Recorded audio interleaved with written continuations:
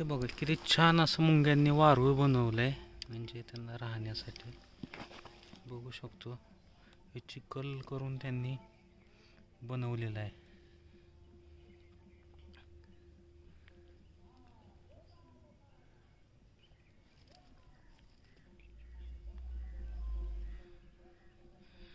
खूप छान असं गुलाबाच्या फुलाचा आकार दिलाय त्यांनी.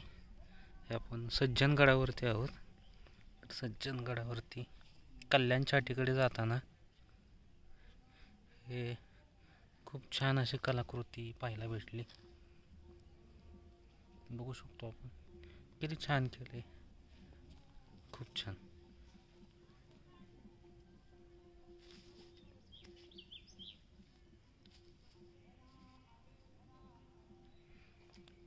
निसर्गाची किमया.